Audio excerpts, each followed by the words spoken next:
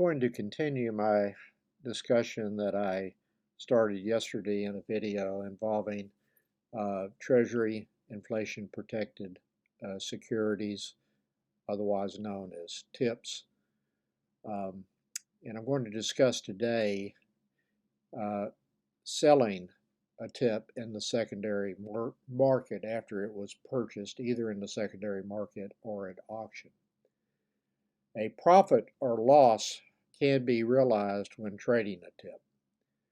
I'm not using the word profit in a tax sense, but merely to describe the difference between the principal amount of the purchase and the principal amount received when sold, which is the way that I look at the transaction when I buy and sell TIPS in a Roth IRA.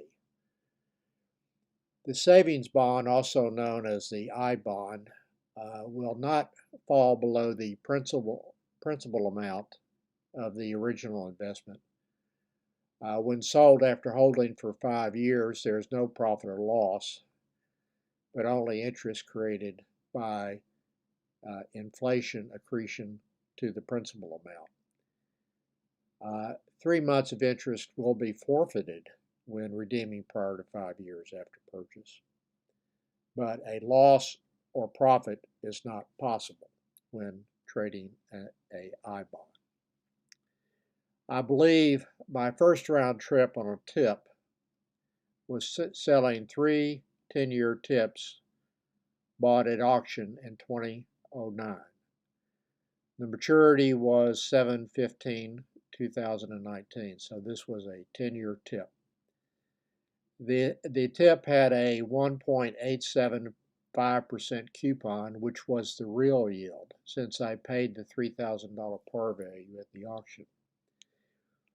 The price of the TIP was so high in 2012 that I sold the 3 TIPS at 120.4492 in 2012.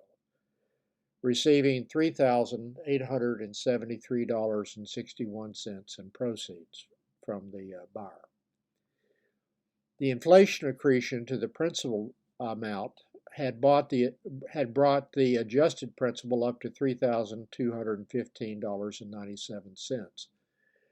So I received that $215.97 above the principal amount I originally paid for the bonds. And another $657.64 in what I'm now describing as a profit, bringing a total profit up to $873.61. I'm just using the word profit to describe the difference between what I paid in a Roth IRA and what I received. This is not how the IRS would characterize the difference if I own the bond in a taxable account. The accretion to the principal amount when owned in a taxable account would be interest rather than a part of a profit calculation. Snapshots of the transaction, the sale transaction, and my profit can be found in my May 25, 2012 post.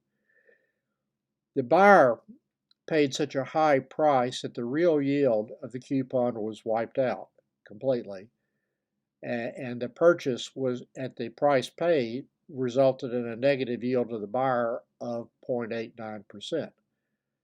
I thought that was crazy, so I sold. There were prolonged periods in 2012 to 2022 when TIPS were selling at negative real yields. I would never buy one with a negative real yield. If the buyer of that TIP, for me, could have easily realized a loss if the bond had been sold prior to maturity. The principal amount paid to me of $3,873.61 possibly may have been recouped by the buyer through holding the bond to the 7/15/2019 maturity, but that is doubtful. I did not actually perform the calculation. Since the adjusted principal amount was only $3,215.97 as a result of the inflation accretion occurring from the date of issuance to the date that I sold the 3 bonds, the accretion to principal after the buyer bought those bonds would have to be $657.64 just to break even on the difference between the principal amount paid and the principal amount received at maturity. The buyer would have received the coupon of 1.875% on the adjusted principal amount, and that may have nudged the person or the buyer into a positive total return at maturity.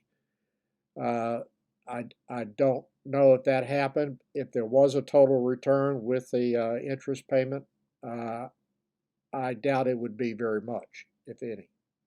So the lesson here is that I do not buy TIPS with a negative real yield. I sold all the positive real yield TIPS that I own during the period of negative yield period, and they would be sold. They were all sold at a profit, as I'm defining here.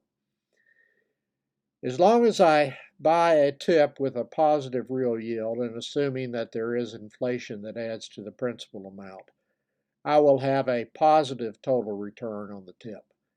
However, if I bought a TIP with a barely positive yield, say 0.5%, and the TIP was later trading with a real yield of 2.1%, based on the rise in nominal yields negatively impacting the price of the TIP, which is what happened in 2022 and 2023, and I sold the TIP in the secondary market prior to maturity, I would be realizing what I'm calling a loss.